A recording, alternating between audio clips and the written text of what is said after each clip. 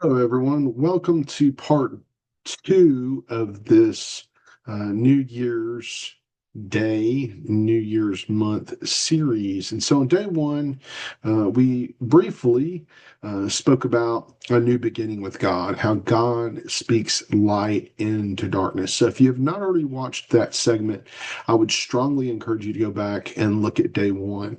Each of the 7 days of creation are how I've formed this series to fit into January of 2026. And so each day sequentially follows the next. However, each video also stands on its own. So if you don't have necessarily the time to watch all seven of them, I would highly encourage that you do so. That's okay, because I think you will get something out of each day that I do share with you. So to open up again with another segment of Genesis 1, we will read verses 6 through 8. And it says, "And God said, Let there be a vault between the waters to separate water from water. And so God made the vault and separated the water under the vault from the water above it. And it was so. God called the vault sky, and there was evening and there was morning the second day." So, yesterday, again, like I said, we talked about light, how God speaks clarity into darkness, making things clear. Today, we move on to what God does after light appears. God does not rush forward.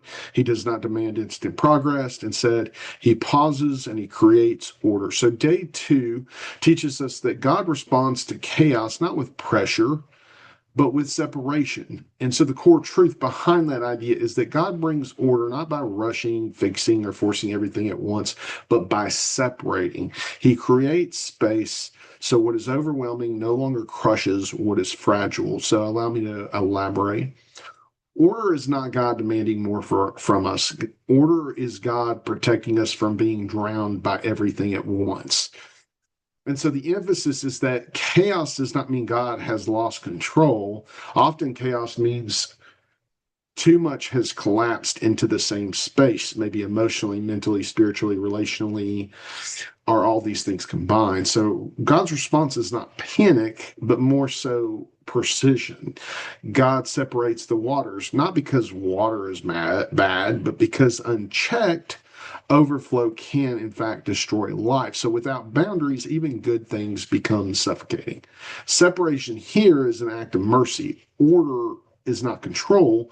Order is structure that allows breathing room, healing, and sustainability are all these things combined. So God is not restricting creation, he is making it livable. This teaches us that God does not shame us for feeling overwhelmed.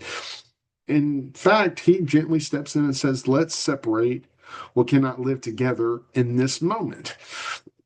So I left this verse in the King James Version.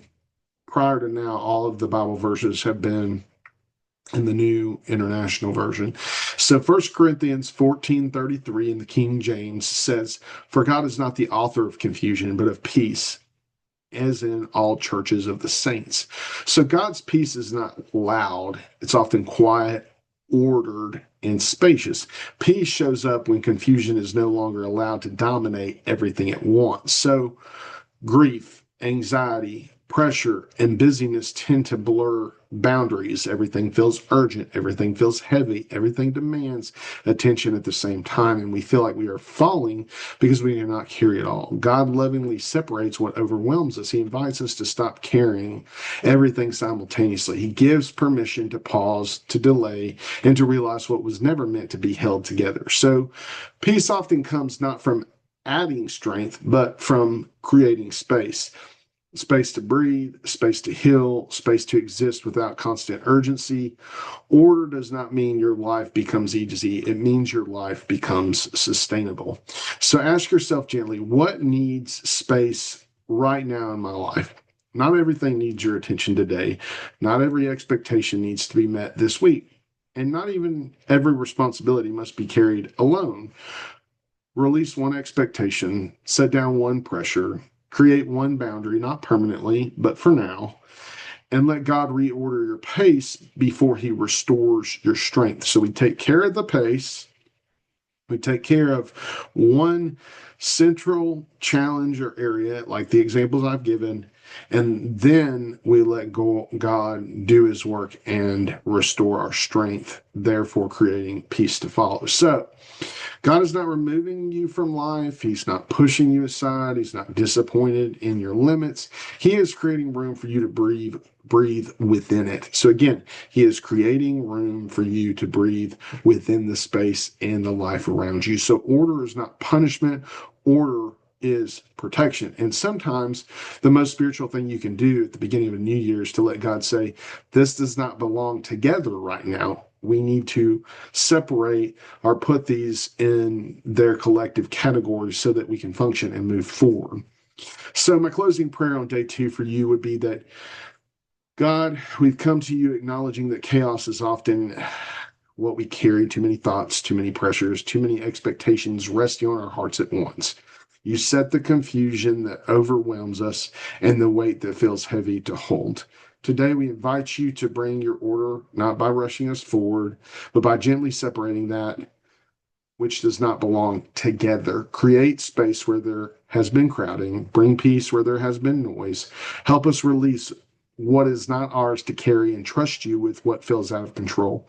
Teach us to rest in the truth that you are not the author of confusion, but of peace. Give us wisdom to slow down, courage to set boundaries, and grace to breathe again. As we move into this new season, reorder our pace, our priorities, and our hearts according to your will. We trust you to bring clarity in your time and strength in your presence. Thank you for creating room for healing, peace, and life to grow again. Amen. So, as God creates order from chaos, he does not leave us suspended in uncertainty. Once space has been made and the waters have been separated, God begins forming something firm beneath our feet. So tomorrow we'll move on to part 3, where God gathers the waters, reveals dry ground, and reminds us that healing requires stability before growth can take root. And so again, I'm doing this is a 7-part series launching the new year, January 2026. Happy New Year, by the way. And the reason that I've posted a skyline picture of Knoxville is that is where Lisa and I presently reside. That's where I see the new year moving us towards. I mean, we've lived here for 5 years, but I see us staying active in the communities that we're in, maybe moving into new communities, new activities, new places within Knoxville. But I very much think that we're seeking to impact the local community as much as it's given back to us as well. So that's why I'm really fond of this picture in my background. And I look forward to seeing you in the next devotional video.